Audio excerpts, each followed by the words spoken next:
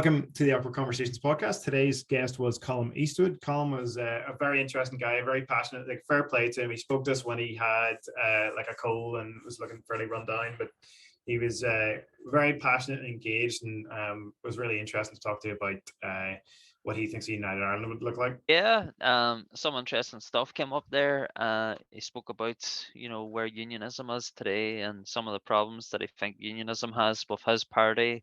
We spoke a lot about online anonymity and what can be done about that, and yeah, generally about how is he preparing for next week's election. Just like with all our podcasts, we'd say, give it a listen. You will see a different side to Colum Eastwood than you see normally would see through the political sphere. So give this week's episode a listen. Really interesting. There's a scoop in there as well, which you'll get towards the end of the podcast. But yeah, I think you'll really enjoy this one. Thank you so much, Colum, for coming on the podcast. You must be absolutely wrecked at this point. Like every time I see you on Twitter, you're in a different part of the country. I'm like, and even sometimes, like I'm trying to work out the times. I'm like, geez, he must have went straight there, like no stopping. Yeah, it's just crazy. I mean, so sometimes the tweet might go out a bit later or whatever, but I'm normally on the bus and we're traveling around the whole place. We obviously have particular emphasis on certain constituencies and all of that. But you kind of got to be everywhere. So I'm in Derry today, which is nice. I have a bit of a cold, and it's not cold, but so I'm just kind of zonked, but I'm coming around. Vitamin C and Lemsip and all that stuff, and we have the leaders debate on Tuesday, on Sunday in UTV, and then Tuesday for BBC. So we're kind of spend a bit of time thinking about that at some stage when I get time to sit down. But yeah, it's been all go. I was about to say, is it a bad omen, Colum, then, when someone sees you around their part of the country? For example, is it a bad omen if you have to, get drafted in as someone not pulling the shocks up, as someone sliding? Is it a particularly bad omen if you have to get Jimmy Nesbitt to do a video for you and get Colum in the campaign? I think that's a good omen.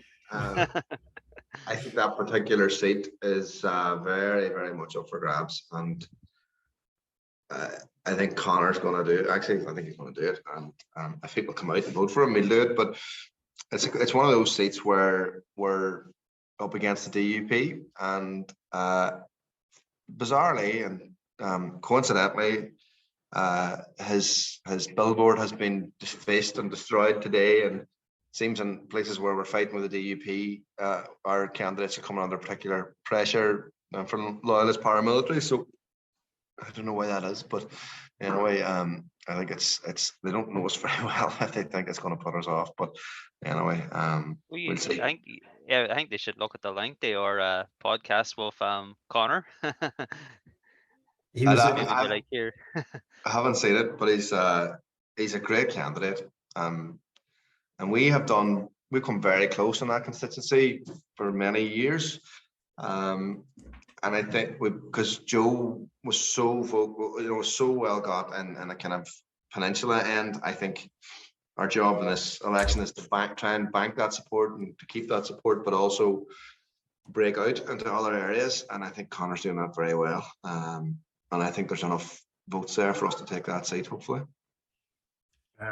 Yeah, Connor was brilliant to talk to, and like hugely intelligent, and like we're actually just making fun of him because I was saying, like, Connor, you need some hobbies because your CV is ridiculous. Like, I don't know how he gets it. I mean, he's the most connected person I know. I mean, he's everywhere. And I think it was probably inevitable that he went into politics, but he's a fantastic candidate for us. Yeah. And he been able to get Jimmy Nesbitt and Andrew Trimble and all them to sign up. And because people don't, like, celebrities, for want of a better term, don't really get involved in Northern Irish politics because it's so toxic, and it's understandable why they don't.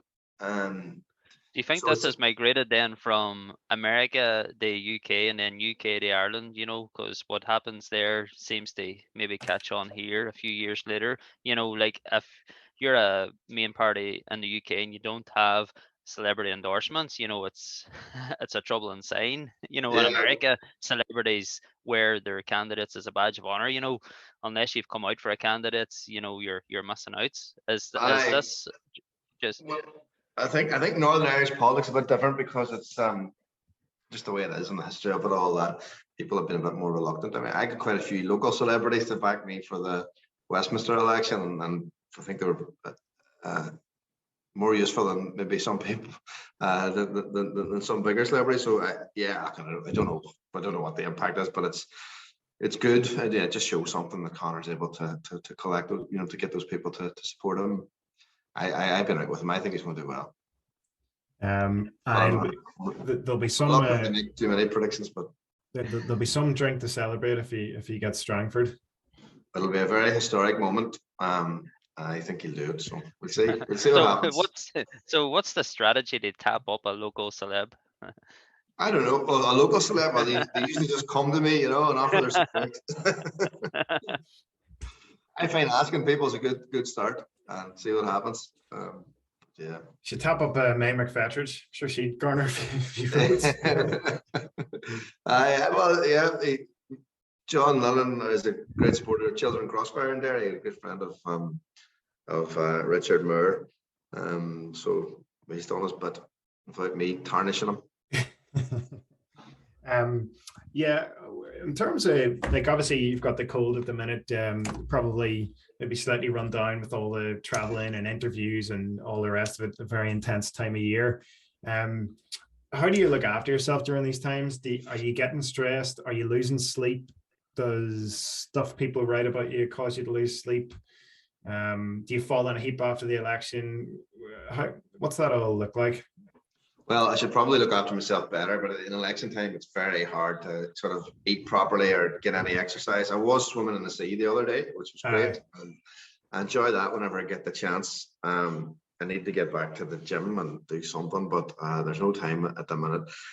Was that the honey trap there, Colum, posting that photo? Was that for the middle-aged woman vote, or what was the strategy there? Housewife's favorite. No, it was genuinely just. I was on one of those mornings. I thought I wasn't leaving Derry till later, and I did the school run. I got to do the school run, which was great. And then I said, I'm just doing this, and it's 10 minutes from our house in Derry, so I was able to do it. That feeling I wanted to get. I see everybody doing it online. I wanted to get in, and it was great. Actually, it's just great. But of course, you're a politician. You can't do anything without posting it online these days. It's not very natural to me. But anyway. But I mean, you asked me about the stuff online, and I don't tend to get that stressed. I've been doing this a long time now, and I obviously for the stuff on Twitter and all that, I think I come in for a particular amount of abuse from all sides. Not as much as I would if I was a woman, of course, because the way these people carry on. But I don't really look at it, because I think it would send your head away if you spent any time worrying about what somebody who's not even prepared to put their own name behind something says. And they always even in the face of logic and what everybody else is saying, they still have their party line to get out, and much of it is a party line, but less said about that the better. But I don't worry about it really. It's great. I remember in 2019 the Westminster election, so I was obviously party leader and a candidate at the same time, and we had a big fight in Derry trying to take the seat back. And I looked at Twitter, and everyone was saying no chance. And at the commentators, they were saying, "Oh, Colum Eastwood's too nationalist to get unionist votes, and they never beat Sinn Féin. They're so well done." All this sort of stuff. And for the first couple of days of the campaign, I was for some reason I was dragged to other places, and I didn't get knocking doors in Derry. And I think it's important to knock doors because you see where real people are at. And I said, I want to do street here, street there, just all over the constituency. And I know I'm disrupting your plans, but I need to do it from my own head. And within about 10 minutes, I felt very comfortable that Twitter was miles off, and that commentators were miles off, and we were in a good place. And it's just getting grounded like that is the best antidote to all that nonsense. And that's why I'm quite philosophical about some of the stuff that you hear about our demise, because it'll come through yet. Is there anything can be done then, Colum, about making anonymity online, a thing in the past where people can just make up troll accounts, for example, and say what they want? What can be done then? Well, I get why anonymity can be positive in some ways, but the balance has been tipped here. It is now just a cloak for people to abuse people, and like, I get a lot of it, right? I don't go on about it. I don't talk about it because I see what women get, particularly women in politics and women in public. I mean, it's disgusting that these guys who sit in their mother's bedroom and they're 30 years old, sitting in the house, on the computer. Damien, you've been found out here. But at least you're not online as, whatever nickname and abusing people. I just find that disgusting. But yeah, I mean, we'll see what Elon Musk's now going to save us all on Twitter. But I think he could have used his money a bit better. But I think you shouldn't be allowed in any public space to abuse people. I think we're going to look back actually on this period of the Wild West of the internet as being just that, and we will end up, governments will have to regulate and act.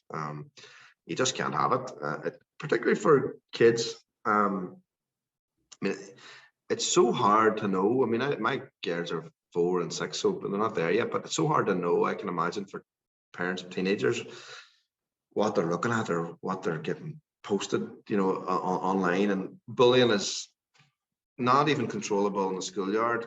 How are we going to control it on the internet?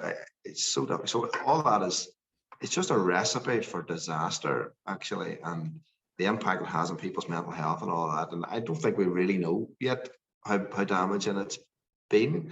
So you got to hope with everything, you get, there's an action and a reaction, and I hope the reaction to this is that we have a bit more decency and civility online, but that'll take governments to act. And these big social media companies have got away with so much for so long, and because people are afraid to challenge them, I think they need to take it on. I really do, and that's going to take action from national governments.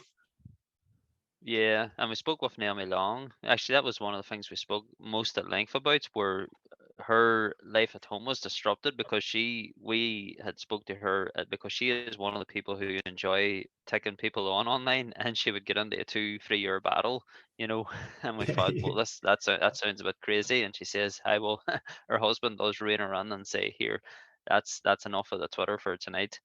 Yeah, but I've seen that with Naomi, and I often think, because I'm usually tagged in some of these posts that she's responding to, and I often think, I mean, you're not going to win there. It's not a university debating society. No. You can't beat these people. Facts don't matter. You can't convince them. And ordinary people are putting their kids to bed or eating their dinner or out for a pint. They're not looking at that stuff, and it's just not worth it.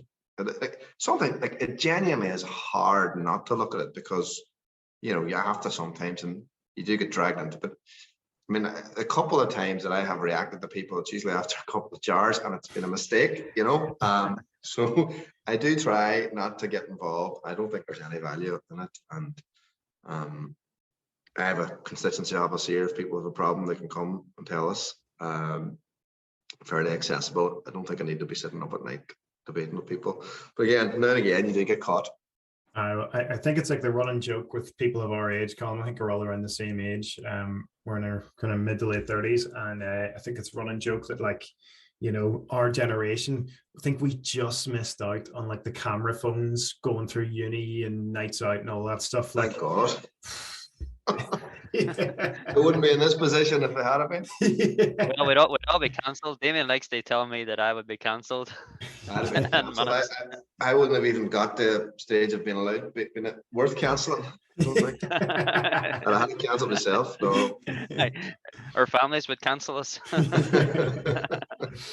that is, I mean, genuinely, kids should be allowed to be kids, and teenagers, and students, and all the things that make up your life experiences, and surviving all those things and getting through them to the other end and doing well is a bit of a journey. And but not being afraid to do anything or having anything upcast at you that you might have done when you were drunk or stupid or whatever. Not everybody's born perfect, and I think it's just it'll lead to a very boring world if we're not able to have experiences, you know, particularly when we're younger. So I'm not going to open that door too widely, but I mean, I just, I like you. I'm glad that there was no camera phones when I was talking about. You've come up a lot on my Twitter feed recently, and it's not necessarily to do with your politics, but to do with like your faces that you make in the House of Commons behind some of the DUP guys. It's just a natural reaction. I can't help it. I mean, people were saying this all seemed to start recently. Oh, what about your reactions? I'm literally just sitting there. I don't know what I'm doing. I think maybe I'm not. Maybe I need some media advisor or something, you know, sit still, but I can't. They drive me around the bend, you know. You should see me when Boris is, the camera might not be on me when Boris is speaking, it's probably worse, shouting across the chamber at him. I mean, I can't cope. I genuinely can't cope. But Jeffrey Johnson stood up the other day and talked about the institutions being collapsed and all this. You collapsed them. You walked away, and I mean, and they're talking about the 3 strands of the Good Friday Agreement. And I remember him walking out the door before it was signed. Yeah. You know, and all these new converts and Brandon Lewis talking about how they want to rip up the protocol because they want to protect the Good Friday Agreement. I mean, it's laughable. These guys are trying to destroy the Good Friday Agreement, and everything when they say protocol, they actually mean Brexit. It's just it's mad. So yeah, I tend to maybe not be too disciplined in my reactions in the House of Commons, but no, well, we don't like discipline on here. We're all for people adding love. It's honest anyway. That's what it is. It's just it's. The best one was when Sir Jeffrey Dawson was talking about. I'm saying Sir Jeffrey. It's funny saying that. Sir Jeffrey Dawson was saying that I interviewed him this morning, and I like. When in casual conversation, I'm never going to say Sir Jeffrey Dawson, I just say Jeffrey Dawson, but obviously I was addressing him this morning in an interview, so it was like, I had to be a bit more formal. But you love the honor system, Demo. yeah. Well, look, he loves it, so that's fine. I call him not for me. Yeah, it was definitely funny when he got up and was talking about Ukraine in the House of Commons and how it's totally wrong for, you know, a country to invade a sovereign country, and you were like, I think that was part of my reaction. Is imagine that happened. Yeah. I was talking to a senior Labour MP, that remained nameless, good guy. But just when the Ukraine thing happened, you know, it was like, can you imagine your country being invaded like that? I said, I can actually. no irony at all. But yeah, it must be awful. Well, yeah, me and Damon were having a debate there last week, Colum, and just to kind of shift topic, and Damon likes to text me in a kind of belligerent kind of fashion about a subject and then entice me into a fight with him. So we had a fight over the pros and cons of a United Ireland, and I would tell him, you know, why he should be actively pursuing it, you know, and he would be telling me how much he loves the Queen and all things English, etc., etc. And so, for example, I tried to talk him around to some of the merits, and he told me, well, some of these things that we have right now are much better. And I says, well, I would agree with you. Like, for example, I would want unified Ireland to have a unified NHS, you know, north and south, you know, for example. So then that made me think, Colm, what would you take from both bits? Like, what bits do we have in the north that you would like rolled out into the south, and the south into the north, if we were to just kind of take the blank canvas and say, what do you want, or what do we want it to be like? Well, some of my best friends are English, you know, that line, but I think you've hit the nail on the head with the NHS. I'm not even convinced my own mother if we don't have health service free at the point of delivery. But do you know what? We don't have it now. Yeah. We talk about the NHS and kind of glowing, and I'm its biggest supporter, particularly the supporter of the people who are in it and the principles behind it and all that. But I have people coming into this office and they're waiting 6 years to see a doctor. I mean, a consultant. So, and I know people who have no money who are going to the credit union or going to finance to get so they can go private. So we shouldn't pretend that the NHS in Northern Ireland particularly is wonderful. It's in a terrible state. It's at the point of collapse. So, but absolutely, we need to have an NHS that is free at the point of delivery, but accessible and people can get at it. I think if you look at the welfare system in the south, it's better. It's more progressive. It's more generous. If you look at the economic situation, it's 100,000 times better. It's an open economy that's linked into the European Union, and the American, investment model. All of that. The infrastructure is better. They have properly invested in infrastructure. The higher education system is better. They've properly invested in that. We cap the number of students that we have here. It's bonkers. They understand if you want to attract investment, you don't just have to have attractive tax. You also have to attractive skills base, and they've done that, and they keep their people there. So I mean, I think it's all for the good. Actually, the opportunity that we can have as an island to properly attract investment and to keep our young people here and to have first-class public service. There's issues, there's issues around housing there that I think they'll have to resolve. I think they will resolve.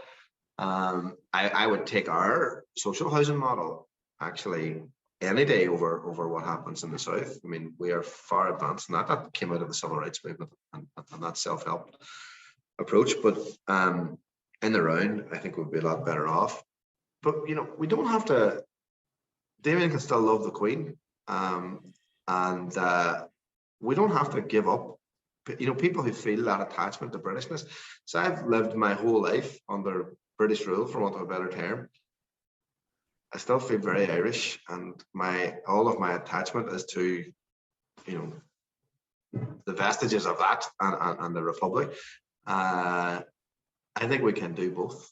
I think there's no contradiction in feeling British Irish, and I think all of that is very possible. We will have to do an awful lot of work to keep that great connection to people in Britain, and of course we have a great connection with people in Britain, not just unionist people, like Irish people who feel Irish. I mean, how many Irish people live in London and Manchester and Liverpool and all of those connections? I think that's one of the tragedies of Brexit and this particular British government has been that great work that was built up between Ireland and Britain over the past, decade or 15 years, just been really put in peril by a British government that doesn't speak to the Irish government. I do an awful lot of work when I'm in London with Irish groups and all that, and I think that's important that we build that connection, keep that connection. That doesn't change overnight, and that shouldn't change. We're talking about a constitutional settlement. We're not talking about putting up barriers. We should be talking about bringing them down. And in the modern kind of 21st century nation building approach will be very different to what it might have been 100 years ago or even 50 years ago. So I think it's all up for grabs. The key thing is to make people who feel an attachment to Britishness that they can still have it. I mean, we're not threatening that. And those people who still think in terms of, comely maidens dancing down the street and playing the foot. I mean, that's lovely, but it's not where we're at. We have to create a modern version of Ireland, and I think that's something. By the way, the South is miles ahead on this stuff. I mean, we're miles ahead in terms of how they view themselves as part of a modern European state. I'm not so sure we could say the same about the North right now. Well, do you think, Colum, I sometimes say this to people, when they talk about, especially people from unionism, think that they're constantly losing out. Every election, they're always feel like the losers, possibly because, their votes going down and, nationalist votes going up. But I always point to this, if you look around Belfast, you've got Queen's, you've got Great Victoria Street, you've got, Albert Bridge, you've got Queen's Island. I mean, there's tons that I can't think of. King's Hall. The place is just a monument to British colonialism, and it's hard to point to any Irishness about the place unless someone in the past 20 years has specifically gone on their own venture and set up something that they think represents themselves. But in terms of institutionally, there's not much that represents the people of the nationalist background in Belfast, such as the things that I've listed there, which unionists can point to as been their own, You know, so do you think that's, you know, should there be a bit of a balancing up there? Yeah. Yes. I wouldn't rush it. I genuinely think the way to do this is slowly and properly, and just add in, don't take away. It might be something to do in Derry with our just the demographics and the political control and all of that we just are a bit more comfortable with it, and we find it a bit easier. It wasn't always like this, but self-confidence, I think, allows you to be more generous. And this is a problem that unionism has, actually, a lack of confidence. If you create a state 100 years ago which is deliberately created to keep you in power and to keep somebody else out of power and give you all the advantage and all of that, and then you create an ideology that is only set up to protect that, and then when the world changes, the civil rights movement or Sunningdale or then Anglo-Irish and the Good Friday Agreement changes for the better by any objective analysis, you, instead of saying, actually, that's better, we're going to make people feel more comfortable, we think our unionism would be better, more strategic if we made people feel comfortable. But instead, what some people within unionist leadership did was every time there was a change, they heralded it as a defeat. Like, I was absolutely gobsmacked around the time of the flag in Belfast City Council. So what actually happened there? You got the SDLP and Sinn Féin to vote for the British flag to be flown in over Belfast City Hall. That's what happened. Like, it was for a different number of days than was previously, but Irish nationalists voted for the British flag to be flown over Belfast City Hall, and unionists could have heralded that as some sort of victory. You know? Exactly. Good Friday Agreement. We got you got former members of the IRA. Use the word former loosely. You got the SDLP, and to sign up to go back to Stormont. Remember the place we all hated.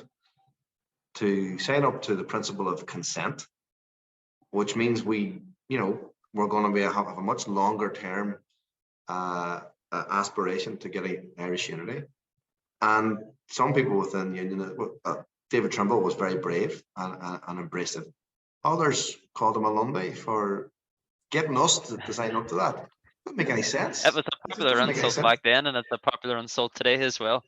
Aye, well, even some of the nationalists are calling me a Lundy. I mean, I think it's just bonkers. And so again, I actually genuinely believe that Jeffrey, in and of himself, understands that and gets that you have to make people feel more comfortable for their version. If I was a unionist advisor, I'd be saying, God, you need to embrace these people more. You should stop, dog whistle politics. You should stop trying to bang the drum. You shouldn't be standing on the back of a lorry with Jamie Bryson or anybody else. You should be building a place or on top of a bin. Well, exactly. Building. I don't like talking about it, but building a place where people can feel more comfortable.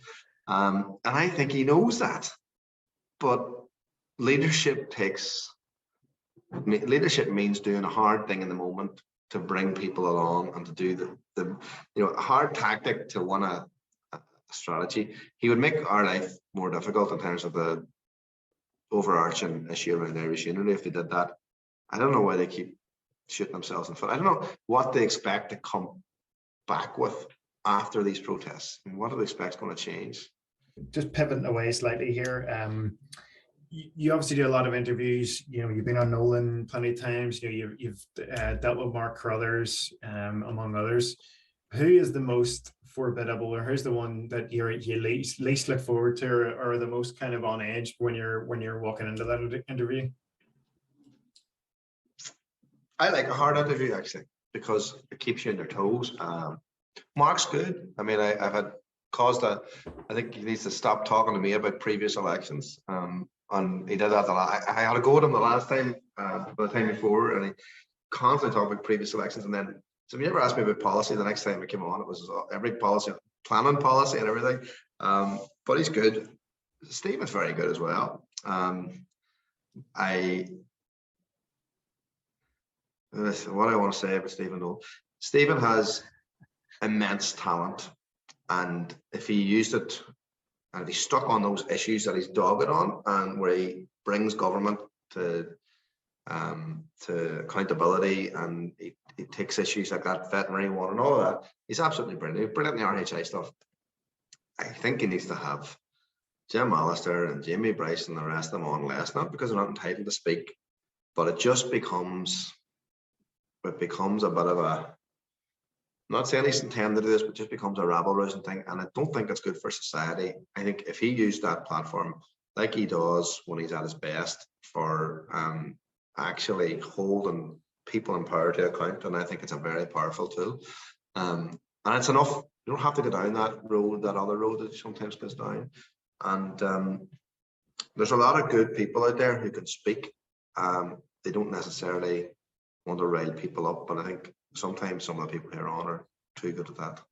But I mean, it's got the potential to be fantastic. But he's tough interviewer. You have to know your stuff. He will pick an issue, and if he smells any weakness at all, he'll just hammer, and it's good. It's good if you can handle it. I think Sinn Féin are wrong not to go on, by the way, and I have some of the same concerns that they have about some of the approaches and some of the issues. But I don't think he should be boycotted. We were trying to get Michelle to talk to us, but she's the only leader will not talk to us for whatever reason. So I wouldn't it's up talk to them to who either, they put up, David, but she's done no interviews in this campaign. I find it bizarre, not in a partitionist way. They put their leader, their leader if they want, but she's running to be first minister, and she hasn't been on. Didn't do the View, didn't do Talkback. I don't really get it. I've heard journalists complain before that politicians are using the libel laws in Northern Ireland as like a piggy bank. How does it? I don't understand the libel laws, and maybe you have a better. And I'm putting you on the spot here. If you don't know much about it, that's no bother. I'm just. Do you know much about it, or what's the likes of Sam McBride talking about when he says things like that? So a lot of this story came out as well of Mary Lou McDonald suing RTE. I know for a fact that Sinn Féin and the DUP have been very good at using the libel laws, very good. But I also know that Sinn Féin routinely send legal letters to opponents and to journalists, and I know that because I received one of them. I didn't go public about it because I just think it's nonsense. But political debate just to be just that. But now people are sending legal letters. And for me, I kind of sent back a tough response, and then that was the end of the matter. But I mean, doing that to journalists and other people who maybe aren't as fit to respond, it's just no way of doing political debate. I'm no expert in the libel laws either, and they're there for a reason, but they absolutely need reformed. I mean, just as a general principle, though, I don't believe that politicians should be, unless there's a very egregious thing done to them, but they should not be using libel laws to try and scare off their opponents from. So you said something in public. Sinn Féin weren't happy about it, went to their solicitor and sent him a letter to say cease and desist because it's somehow defamatory or libelous. Right. And then you sent a letter back saying that. See in court. Did you actually? Yeah. I in Northern Ireland, you're entitled to have a jury trial in a defamation case. So we just informed them that we'd be seeking a jury trial, and also there'd be a number of key witnesses here they might not have wanted on the stand called, and then we'll see how that goes. So Damien's just taking notes for what has inevitable letter at some point in the future. So right, jury trial, right. Despite because I'm an MP, though, I have up to a point. There's an insurance scheme where I get legal representation, but that doesn't apply to everybody. That's the point, it costs money to do that, and so there's an inequality of arms really in the legal system at the minute. And how long ago did they send you the letter, and when did you reply? a couple of years, 2 ago, maybe. Yeah. And when you sent your reply, did you ever hear from them again? So that was a see you later kind of thing. I can't remember if we sent a letter or my solicitor spoke to theirs. It's one of the two. But I wasn't going to get, silenced. But I don't want to go to the issue because I don't want to open up a bloody legal stuff. And I hadn't intended to say that publicly. But anyway, say it now. I just think that, and I've heard many others about the same stuff, and I think it's wrong. So this is the bank holiday weekend then, Colum, the last weekend before you go. So I take it you've got a fairly precise schedule between now and Tuesday. Yeah, I do. I don't know what it is, but I do. I know there is one. So we also have the debate on Sunday, so I'll need to spend an hour or two on that at some point, hopefully tomorrow. But so they have me everywhere. They have me going around everywhere. I'm happy to do it. It's great. I love. That's the thing I like about elections: getting out talking to ordinary people, because it grounds you and it makes you realise that commentators often don't know what they're talking about. But so they have me busy now from now until election day, and that's good. I like that part of it. Well, just to wrap things up, you've been extremely generous with your time, Colin. We really appreciate it. And because a kind of very funny way of getting an interview where I tweeted you and then you responded and I asked you to follow me so that I could DM you, and then I DM'd you to got to your assistant. But it's a funny way to come about the interview, but I really appreciate it. And that's your same tactic for chatting to a woman. But does it work? Yeah. That's how you got Kelly Armstrong. Sadly, no. The success is pretty low, in fairness. But well, he's got a scoop out of me anyway, more than most have. So, but you're very easy to talk to, Colin, and you're very good at articulating your points. So no, I think for people who are going to want to get to know you, I think this will be a brilliant opportunity. That to see, which it boggles my mind, but you guys aren't Sinn Féin. You're not, and the narrative is that you are, and it's just not the same thing. So I think interviews like this are really important to show people that. So well, just can I say something about that? So I just before we go, I often find it really frustrating that some people within the hard line of unionism, I think they view us in the way they view themselves. So they assume that because they think of us as sectarian just because they might be. Do you know what I mean? And they think of us as being the same as Sinn Féin, when in fact we've been battling Sinn Féin in electoral terms and community, have to work together as well, but much harder for us than it is for them sometimes. Over in the darker days, our people went through an awful lot through the hands of people in the Republican movement and stood up for democracy in the face of all of that.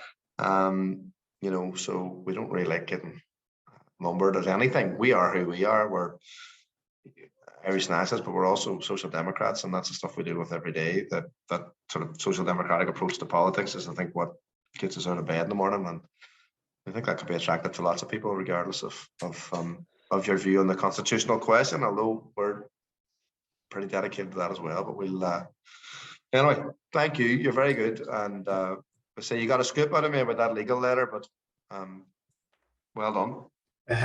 No, thank you. Kieran, do you want to ask we have these quick fire questions. It takes 40 seconds to answer. Yeah, Kieran, do you want to do worries. those? I'll fire through them quickly. So voting at 16, Colum, yes or no?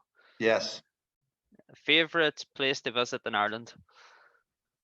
Well, I'm going to say Donegal just because it's where I go as soon as I can get away all the time. But there's so many great places. Yeah. Favorite place to visit overseas? Oh, I like going everywhere, anywhere. As soon as the election's over. Italy. Italy, nice choice. And favorite thing that you're watching at the moment when you've time or recently? I'd love to be watching something at the moment. I finished Peaky Blinders, which is great. Nice. That's what Doug Beatty said as well, I think. Somebody else said that as well. Was Doug Beatty and someone else? We've spoken to that many recently, but like it seems to be Peaky Blinder. You politicians must just have a group WhatsApp where you just all text, right? I started watching that Taboo, and I haven't got finishing it, but it looks good too. It was good. Favorite book? You know, thousands of books. I The just Bible. don't. The one I'm going to write after this election, I keep telling people, but I haven't done it. I need to think of that one. There's so many. Favorite musician or A band? topical one that everybody should read, actually, and it's not a fantastic book. It's important. I've been shoving this onto people for years. It's a Bill Browder book, Red Notice. I've got his new one. It's just about Putin and the kleptocracy. I've got his new one, and I have to start reading it when I get a chance when this election's over. You're the second. It's not my favorite book. It's just one that comes to mind. So somebody else told me that book was really good. Actually, Red Notice. It's really worth just to get a handle on the background to all of this stuff and to Putin. I think it's really worth reading.